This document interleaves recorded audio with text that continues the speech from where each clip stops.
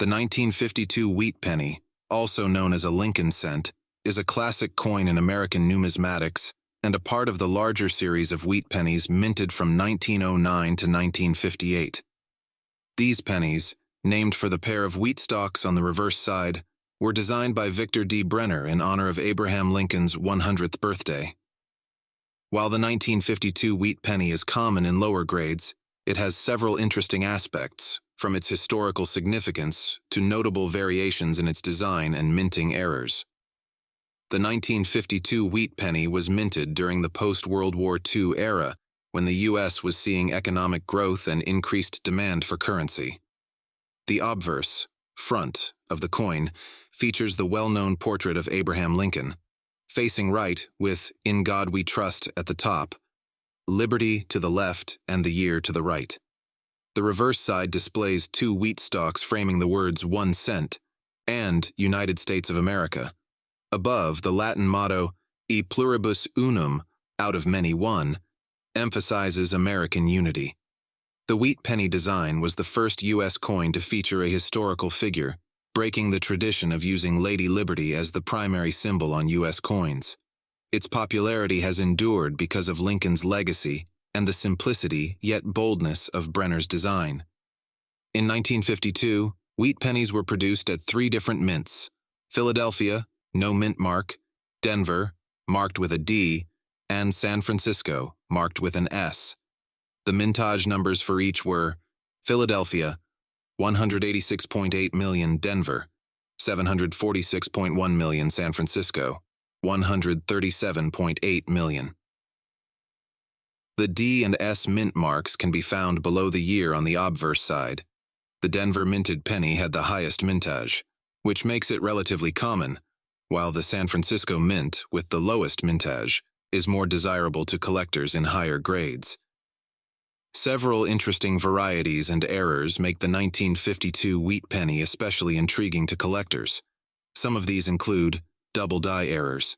These occur when the coin's design is struck twice in a slightly misaligned way, creating a doubling effect. In 1952, some wheat pennies were produced with double die errors on the date or lettering, though they are less common than in other years. Repunched mint marks, RPMs. A repunched mint mark error occurs when the mint mark was struck more than once, slightly offset from the first punch. This type of error is more frequently seen on the Denver minted 1952 D penny. Die cracks and cuds. Over time, die cracks and cuds can appear on the coin as a result of worn dies, adding unique lines or blobs to the design. Some 1952 wheat pennies show cracks or cuds around the edges, especially near the date or on the wheat stalks, making them collectible.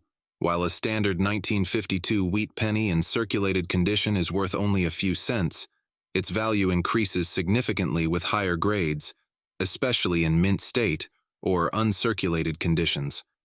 Coins that show little to no wear, with their original luster intact, can fetch several dollars, particularly if they were struck in San Francisco or have any of the above errors. The 1952 wheat penny is composed of 95% copper and 5% zinc, similar to other pennies minted before 1982. This high copper content adds to its aesthetic appeal as copper naturally patinas over time. The 1952 wheat penny was among the last in the wheat series, as the design would change in 1959 to feature the Lincoln Memorial on the reverse side in celebration of Lincoln's 150th birthday. The 1950s were an era of prosperity and cultural change in the U.S., which adds nostalgic and historical value to coins from this period. The 1952 wheat penny is a fascinating coin with both historical significance and collector appeal. Its classic design, production during a dynamic period in U.S. history, and potential errors and varieties make it a valuable piece for numismatists and casual collectors alike.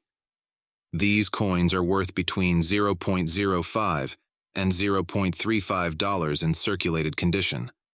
Uncirculated examples are equally affordable, with an MS-64 costing only $2.50 and an MS-66 about $12.50.